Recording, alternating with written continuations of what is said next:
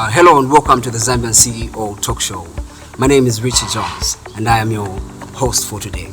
Okay, so on the show today we have Mr. Chrispin Chiinda, known as Mr. Chrismall. Mr. Chrismall is the proprietor of Chrismall Lodges, and he's also the owner of the famous Chrismall. Okay, Mr. Chrispin, you're most welcome to the show. Thank you very much, Richie, for reaching out to me this morning, and welcome to our beer garden here at Chrismall Lodges. What do you understand, in your own words, what do you understand by the word success? Okay, thank you. Success is achieving your goals. Is when you set up a goal on what you want to achieve. When you achieve it, that is success. Then you move on to another step. Well put. Okay, can you tell us a little bit about your background and how you became proprietor of the Chrismall Lodges and the Chrismall itself? Okay, so as a business, or just when you want to start something, usually you do a lot of things. And to me, as a businessman, an experienced businessman, I'll tell you that in our own circles we say very true. So you touch in many areas. You start this, you fail. You start that, you fail. At the end of it, or with your determination, you continue doing. So I started doing pieceworks first at the airport at Zega Limited when I was 21 years. So I worked there for 3 years. So in my 3 years, I kept on thinking, what is it that I can do on my own? So in the 3 years that I worked there as a temporary employee, I started putting my mind together. Exactly. That I needed to do something on my own. Very true. And indeed, what I needed then was that I needed the experience, I needed the exposure, and I needed to know the skill. So after acquiring these three things, I was good to go. Then I left Zega Limited. That was when I was about 24, 25, and found my own company, logistics company. And I chose to do logistics company because most of the time we talk about, in a capital, exactly. So you choose a business that will give you, that will be a service to the people. Because the service to the people is that whatever you quote them, they will pay you in advance for the services that you provide to them. Exactly. So I chose that business, logistics company. So it involves the moving of cargo, clearing of cargo in customs, and moving it from customs area to deliver it to where they are. Exactly.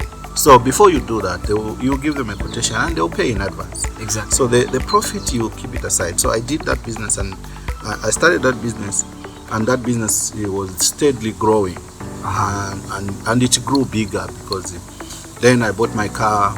I even bought a canter to help me deliver stuff. Thereafter, I even bought a truck. I expanded my offices from the airport to other major border areas, and then I even established my partnership in South Africa, in Dar es Salaam, and also in Dubai. Also, we had a cooperating partner from China.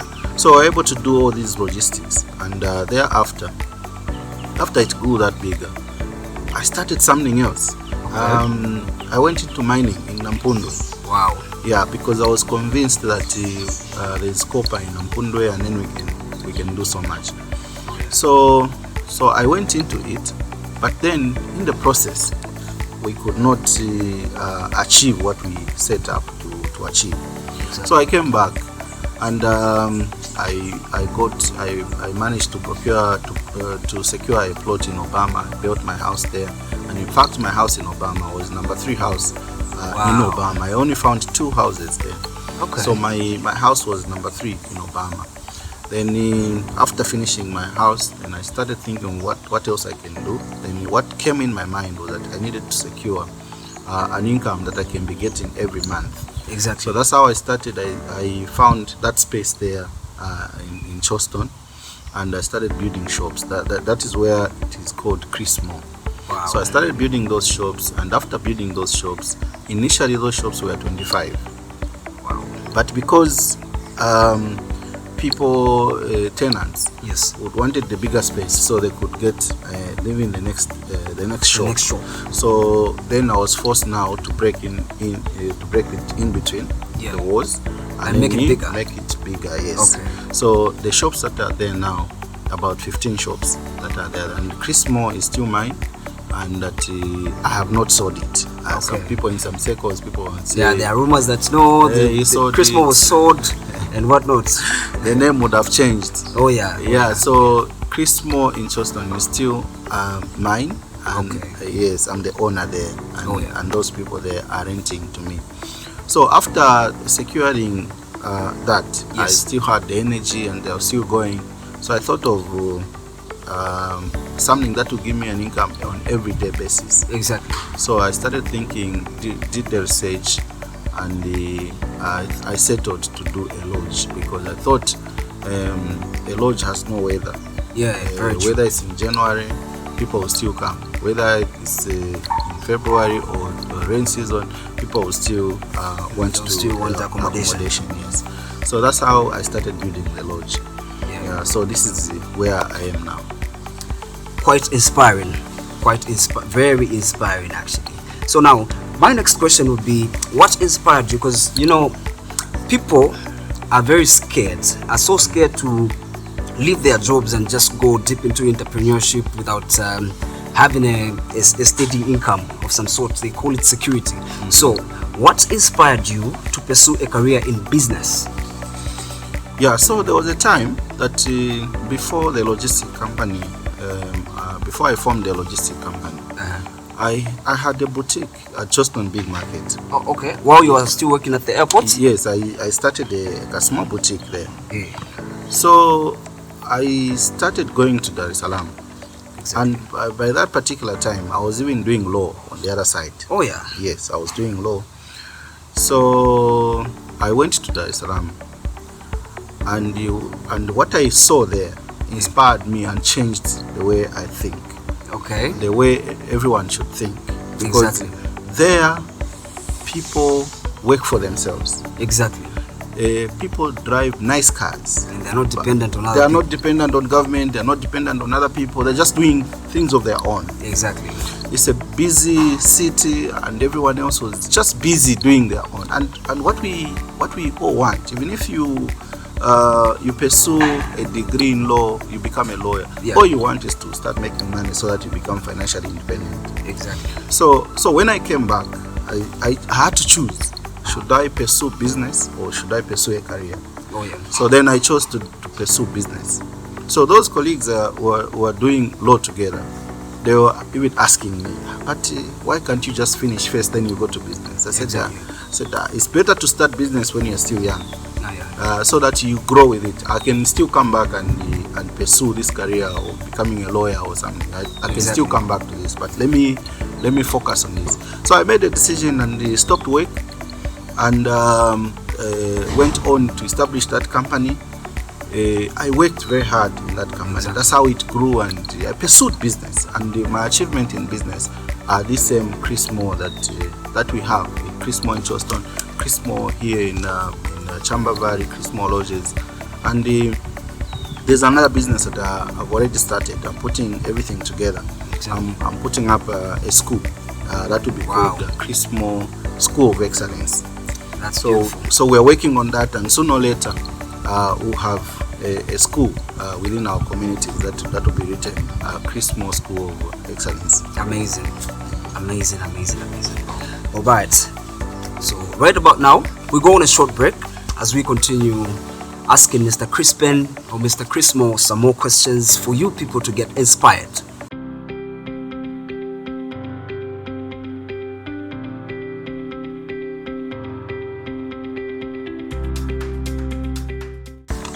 Welcome back. So Mr. Chris, can you give us an overview of the lodge, the Chrismall Lodge?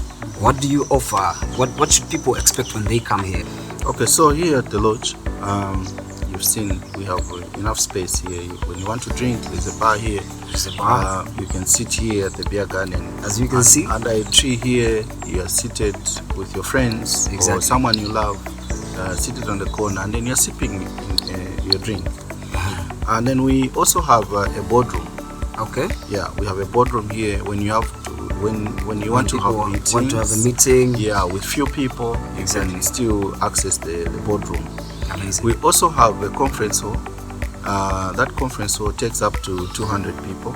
Okay. Yeah, so that is for you when you have a conference, like maybe church. Exactly. You want to have a church meeting. We don't allow church services like every Sunday. You come and, but when you want to have a church meeting, we have clans who are churches. They come here when they have a seminar. They use our conference hall. We also have rooms, standard rooms actually.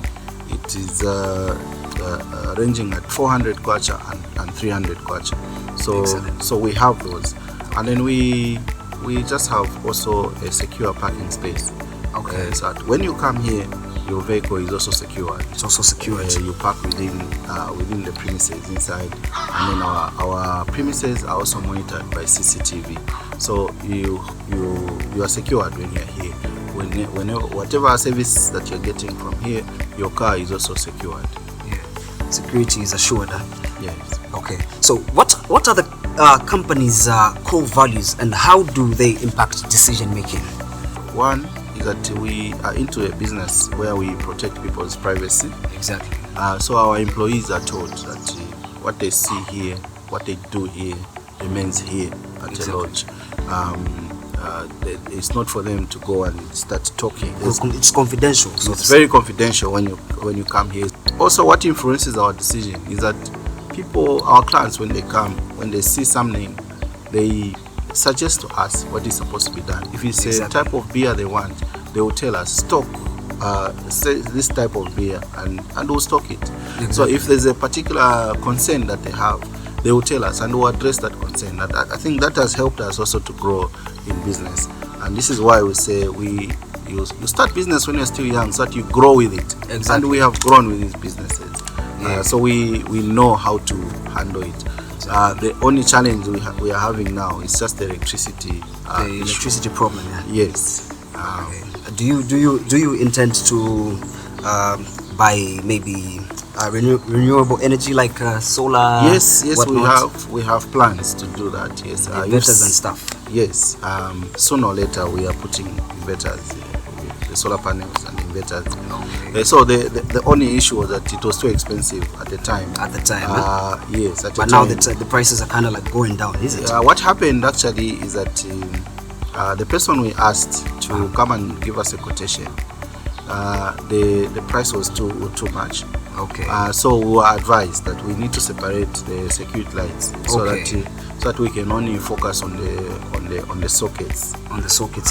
So that we can just light up for the music system, and also the bulbs in the rooms and the TVs in the rooms. So that the security lights were almost done. You can see that one, these ones, and the other ones behind me. Exactly. So we have put these security lights. At least when you come in the night, you think there's Zesco. So now what we are doing now is that we are trying to put monies together so that we can now procure the solar panels and the inverter and the batteries. Yeah. Okay. So what is like the most important lesson you have learned as a CEO or as a director of these businesses? Yeah. So what makes the business is to be consistent. That's number one. Exactly. You need to be consistent when you start up a business. Consistency is key. You need to be consistent with it. So that when people leave, when they come back after next year, they still find that you're still doing the business and it's improved. So they call it consistency, and you have clients like that. The second one is firm decisions. Exactly. There are times we do so much for the employees, but sometimes the employees, they go out of their way. Exactly. And we make decision to separate with particular employees. So these are firm decisions we make, and sometimes also we just need to be firm on the decisions that we make, either on the employees or just the decisions we are making for the business to grow. So the decisions that we make when you are a CEO mainly is in the interest of the business. Exactly. We don't include personal interest. You have to look at the interest of the business for the business to grow. So whatever we do here, whatever I do here, I look at how is the business benefiting from it. So if they are more personal, then I will take the side of business to protect the business. Exactly. This is how we do. So consistency and the firm in terms of making decisions. This is what has made us to be where we are. Excellent. Okay, what's the biggest challenge you faced as this is an important question because a lot of people are scared of challenges and they don't know how to overcome them. So what is the biggest challenge you faced as a CEO or as a director, and how did you overcome it? Yeah, so at times like this we faced the power outage. Oh yeah. Okay, electricity, the load shedding was we thought it to prepare us. Maybe it will be 2 hours, we go to 4 hours, we go to 6 hours, we go to but the way the load shedding came, it was so devastating on our business because it was the darkness. Exactly. And then as the owner of business, when you look at it, you'd feel, because it's part of me. Yeah. Exactly.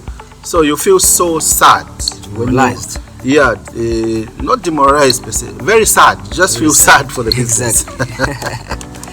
So now you start thinking, you don't give up. You start thinking of how you can save the business. So these are some of the challenges we have gone through, because some of the small businesses have gone down and they have failed to wake up. But then you need to find ways of how you can survive in business. I'll give you an example of an eagle. An eagle has a very interesting story. When an eagle sees a storm, exactly, it flies past the storm and then it comes down when the storm has settled.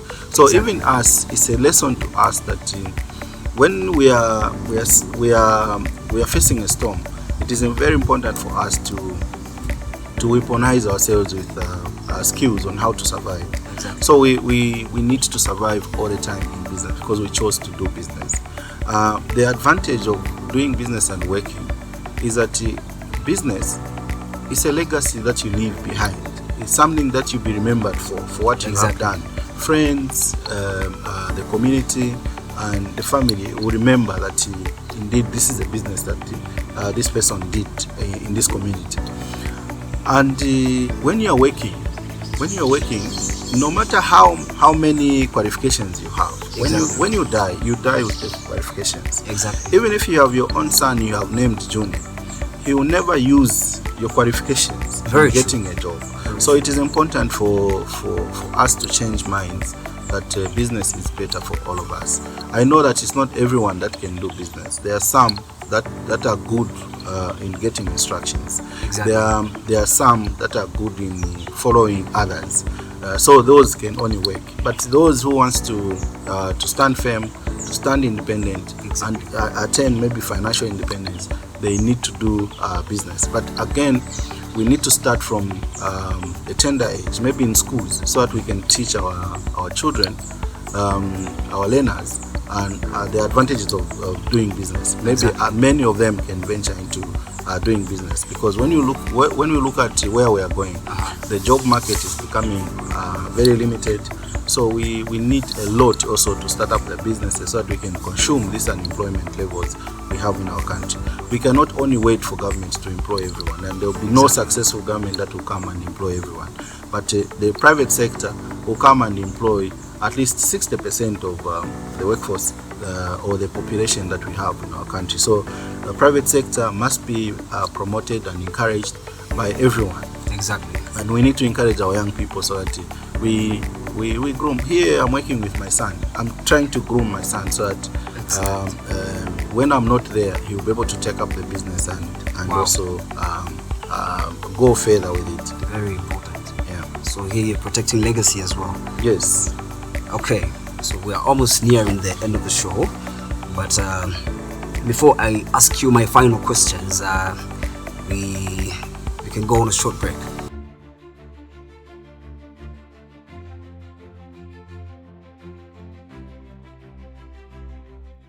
Welcome back. Okay, so how does your company approach social responsibility and giving back to the community? Yeah, so what we have done is that we have employed people from the community we are doing business from. Exactly. And when we have any extra work, we are getting from the community where we live. So that is also complementing or giving back to the community. Very true. The other ones is that the roads, especially the road that comes to the lodge. Yeah. It's a lodge that services a lot of the people in the community. Exactly. About. So we've been maintaining the road. Actually, we created that road and we've been maintaining that road. It's just at its rain season, and then because it's a dust road, so yes. It is eroded by rainwater.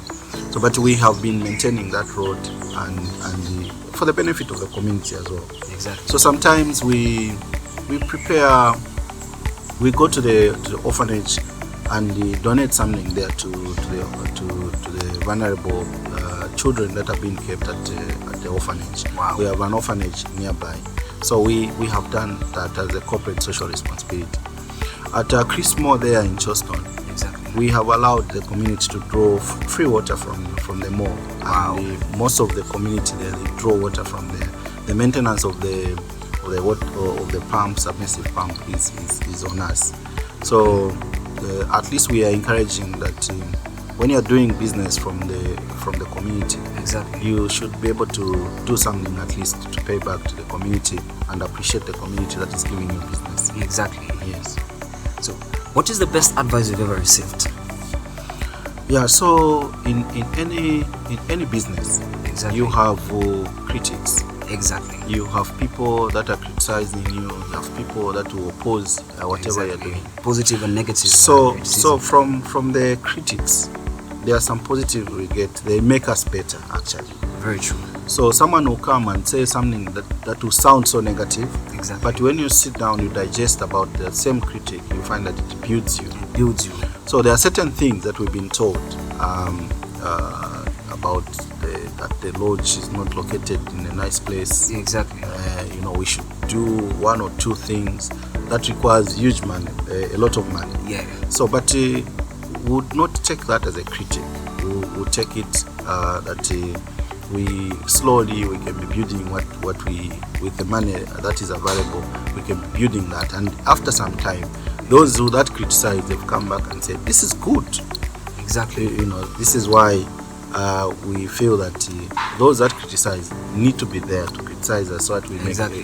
make us better. Yes. So the biggest encouragement I have gotten is from people that have looked at me as a role model. Exactly. That we have achieved so much at our age.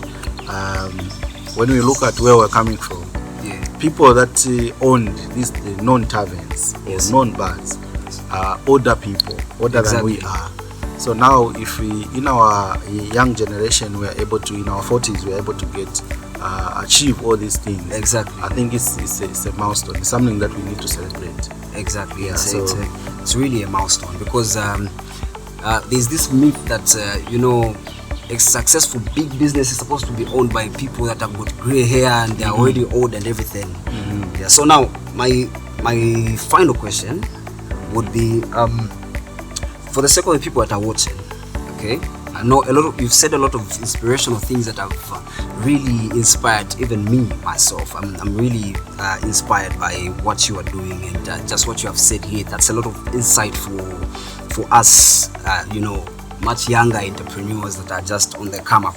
So now, what would you advise aspiring entrepreneurs and business leaders? What would you advise? What would be your best advice as your final words on the show? Okay. There's no shortcut to success. Exactly. The only key to success is hard work. You should put up your goals and look at what you want to achieve. Associate with people that are already in the field so that at least you can get hints on how they managed to achieve what they managed. So if you want to do a lodge, associate with me, ask me questions on how I managed. Exactly. So there's no way you want to go to a Nanga, a witch doctor, so that they can give you medicine and and then boom, you have a lodge. Exactly. Anything conditional, anything that you get from those people is conditional. You find that it will not last for a long time. So it is important that you apply hard work and you don't put anything in your mind that maybe I can get shortcut by doing this, by doing that. Just focus on what you want to achieve. Then you'll be able to achieve it. We have many stories in our business circles that bado wanagulisa maezi, bado wanaenda huku, wanaenda ku Dubai, wanaenda Japan, wanaenda kunganga, wanaenda kunakonde. That does not work, I can tell you. I have done my businesses through hard work, dedicated. Vamene vimale kachabe kuti vimale ngesa kuti we fail in doing what they are known things, they are known factors. Exactly. If like a man, a young man like you, exactly, and you want to tap in any skate that you see, that will bring you down. Yeah. And then the other one is that don't crave so much for good life before your business grows. Exactly. The business is like a child. You have a child today, you don't expect that child to go to the market tomorrow. Exactly. The child has to grow to an age where you feel comfortable that I can send my child to go and do something. And this is how even business is. So you have to, if you survive in your business in the first 3 years, it means that your business will survive many years to come. Because when you start a business with the families where you are coming from, you find that your siblings will be on you wanting financial help. Your mother or your other parents or your uncles will be on you wanting financial help. And if you take it that because you want to help, you get a part of your capital and then you help, it means that your business will suffer. So it is important for you to make that firm decision to say, no, I need to grow my business. You are dedicated to your business, and then whatever you get, you are investing into it. Exactly. All these good things, forget about them until such a time when the business is able to give you start responding to you, giving you the profits that you need. So you keep that money, you do an expansion. That's how business grows. So when I see like trees, the way trees are, when I see like a fresh a green fresh shoot that comes from a tree, then I know that this tree is growing. So when you come to a business like this, you find that there's an expansion project somewhere. Just know that this business is growing, because in the next years you will not find it to be the same. So it is important that you sacrifice for the business. Not sacrificing, you go to a witch doctor that I'm sacrificing for a business. No, it doesn't work like that. Sacrificing is sacrificing for good life. And you avoid just tapping on any skate that you see. Yeah, so that's the discipline. So you need a lot of discipline when you want to grow your business. Well, thank you so much for coming on the show, Mr.